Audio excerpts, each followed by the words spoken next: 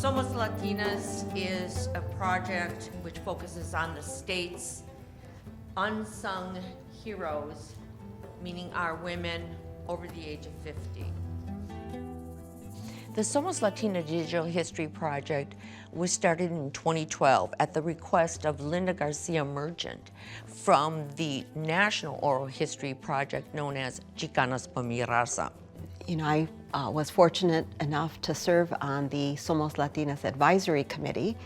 Tess had invited me to join the group, and I really was fascinated by this notion of collecting the stories of older Latina community activists, so I joined immediately.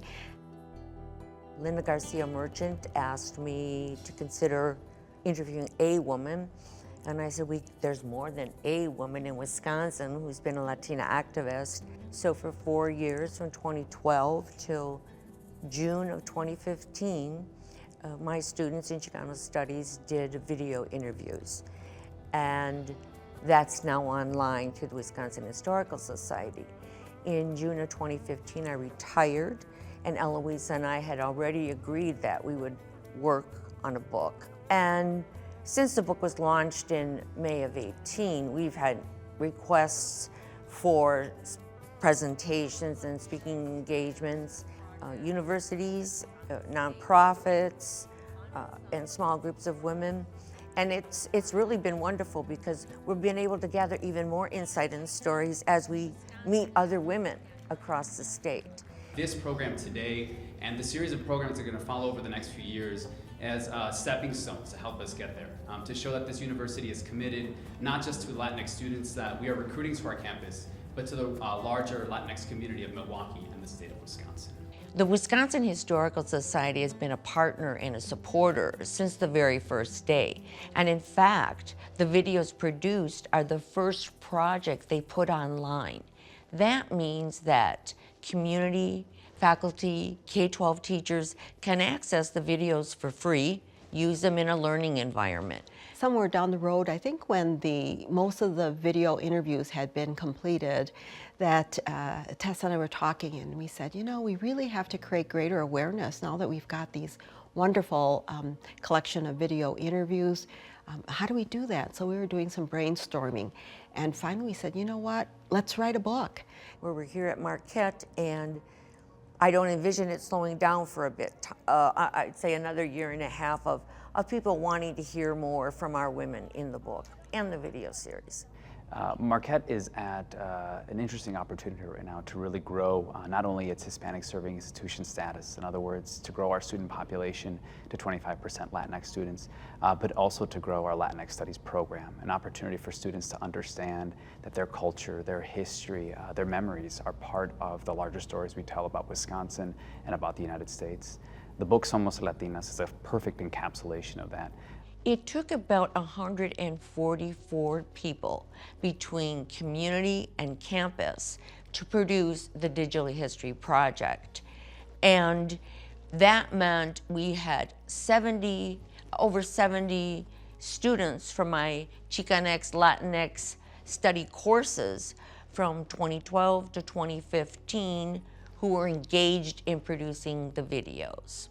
And I'm tremendously proud of what they produced. Then when we decided to do that, we felt that we needed to further explore what was community activism from the lens of the Latinas themselves.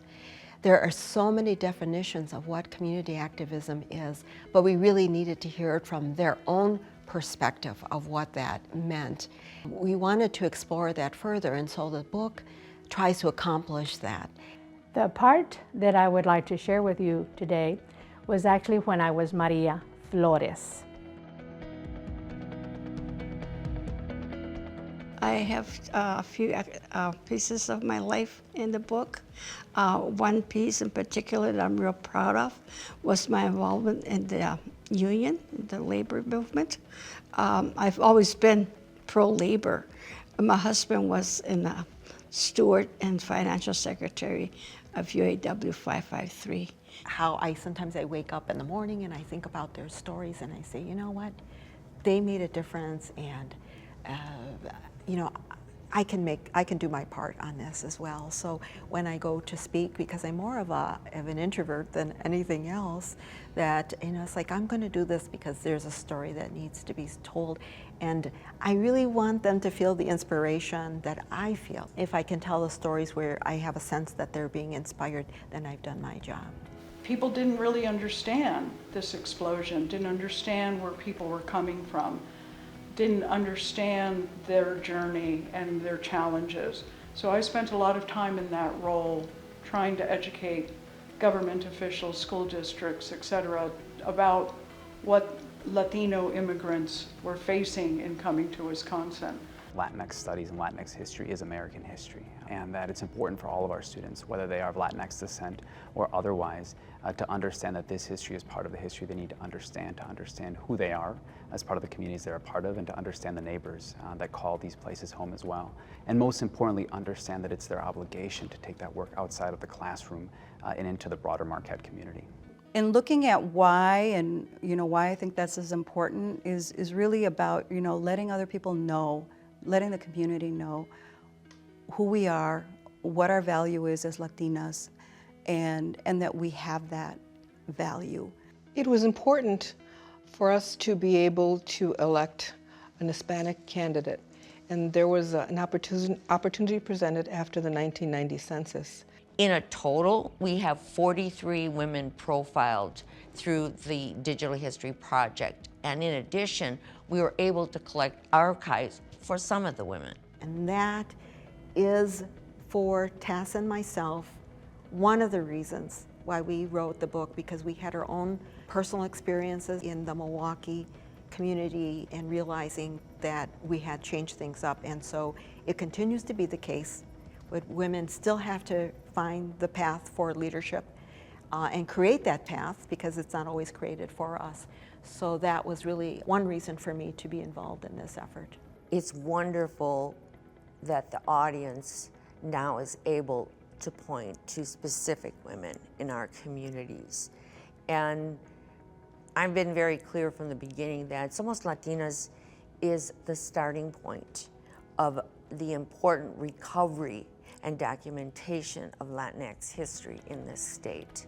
And so we're really proud of everyone's effort. Tess and I are in our latter phase of life as well, and so we rightfully ended the book with saying, hacia adelante, so onward, forward, and we really see others, continuing to take on the good work of collecting and archiving the stories of women. I think it's almost a function of good fortune that Linda approached me from the national project, but also a function of aging, that I have come to appreciate the men and women around me have done on behalf of our communities. And I feel honored, and so I see that in some way we open a channel for these voices that have been speaking for many years, decades, about things that need to be corrected. And they've achieved great things. So the feeling is, the audience now knows who they are.